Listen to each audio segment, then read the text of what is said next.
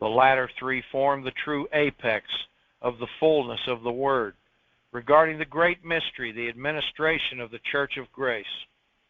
Historical sources indicate that Paul was later released.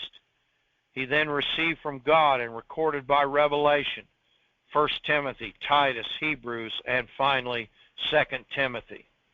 You see, now he could look back on all that experience of his, all that learning, all that gnosko, all that sunesis, all that kratos, and he was in a position now where God could give him the revelation of the church in reign, 1 Timothy, and the church in flux, Titus, and the church in ruin, 2 Timothy, and the great salvation of the Judean people to come in the sixth administration, the magnificent epistle to the Hebrews. By God's grace and mercy, Paul never quit believing, to live, to hold forth the Word throughout this remarkable 8th section. For he could have died on many occasions. His preaching of the whole Word and teaching of the things regarding Jesus Christ with all boldness, not allowing any devilish influence to deter him, allowed God to entrust him with revelation of the magnificent Word of God that continues to benefit the church. This 8th section shows the steps to the true revitalization and new beginning for any believer and any fellowship in any day and time. The concluding summary emphasizes the whole truth necessary in preaching and teaching with all boldness, and also the mindset not to be stopped. Acts 28:31. The great heart of revitalization is in holding forth the Word with all boldness and all love, the way Paul did, despite obstacles from himself and his own weaknesses, from the devilishness and weakness of other people, from environment, and certainly from the religious realm's devilish attacks. Paul showed that a man with Christ in him can stand and resolve to preach and teach, to the end that the impact and the profit manifest themselves for all time with continual regeneration.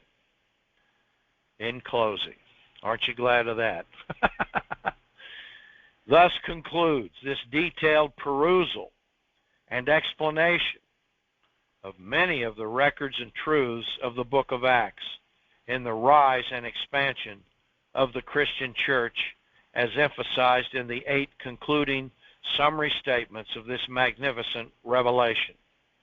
What timeless perfection and symmetry God wrought when He unfolded it to a wonderful man of God, the physician Luke.